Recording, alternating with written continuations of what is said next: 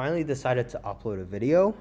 So basically my planned video was to make Watt Blitz tank ideas that I had and present the ideas to you and see what you thought about it. But the thing is, that project has been on hold ever since I had to go back to school. So what is this exactly? Well, this is a side vanity project, you could say, that is to answer a question I had in my head. In what situations is a fast but light projectile better at damaging a target than a heavy but slow projectile? So I found two cases where the light one is where in one of them the light one is better, and in the other one the heavy one is better. So in this case we have the internals right here, which is a cyan ball, and we got the projectile, which is a purple ball or magenta or whatever. So both projectiles will have the same momentum, and what will happen is that this thing will collide with this, and the amount of damage done is how far the internal moves in the x-axis. So the smaller the number, meaning more negative, is more damage. So then here's the light projectile. So it's negative 1.58. And this is the heavy projectile.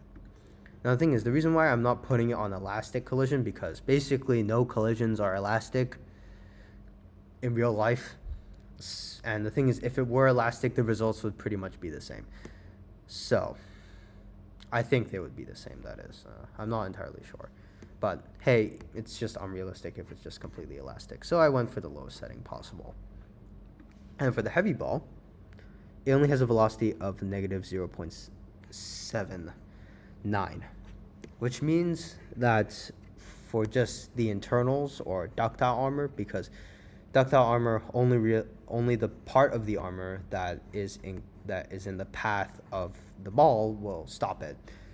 So that's why I call it ductile armor, because apparently that's what it does. I'm not sure if that's right, but I heard it from some video that it works like that.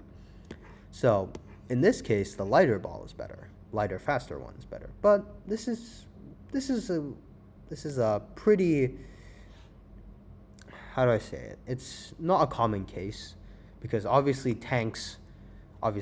my main inspiration for this was tanks have composite armor, and it's like space and everything is designed for deflections and everything. So then I tried to simulate that here.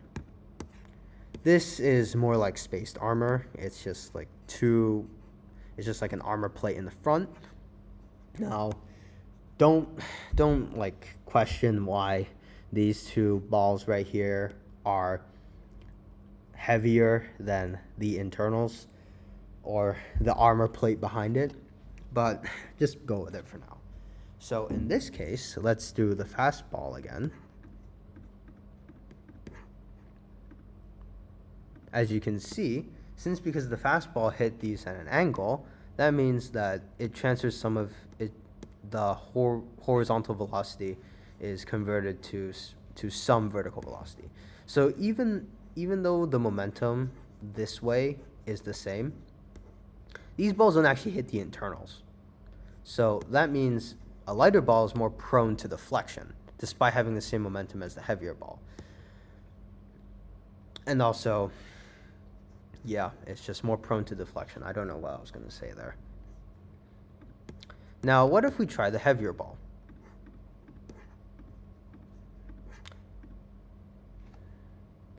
As you can see, the heavier ball does not suffer nearly as much deflection and transfers not nearly as much velocity to these two balls as the fast one, and actually manages to hit the internals. And so in this case, the heavier ball is better. So to sum up, lighter ball is better when its obstacle is pretty much in a straight line and there's no lateral forces that can cause deflection. The heavier ball is better in rougher environments where deflection is more likely, and basically going through multiple layers of armor that don't really hit with each other. And also, the thing is that there's something called spall liners. Although it does make a tank heavier, It would be more relevant in this case because since more of the energy is spread out towards these balls for the faster and lighter projectile, that means ball liners are better at catching these things because it's more spread out over more targets than this thing that's going to come barreling through and these ones that are not as fast. So yeah, in the context of spall liners, spall liners are better against lighter projectiles, and heavier projectiles are more effective against spall liners. So spall liners aren't as effective for heavier ones. Obviously, this simulation has some limits, obviously. This is a very simplified model of how armor works. But whenever someone on the internet says, hey, a super fast light projectile is always the best, you can say, I watched this dude's video, and in some cases, a heavier projectile is sometimes better. Now, this is assuming that they have the same surface area, because obviously, if they have different surface areas, this big ball is going to hit more stuff, and thus more of its energy is going to be lost. But in this case, I didn't do that because I didn't make them a constant size, even though there is an option here that does that, because I did not want to rearrange these things again, because as you can see, it would just slide right through. So I didn't want to do that. So yeah, that's my little side project for you.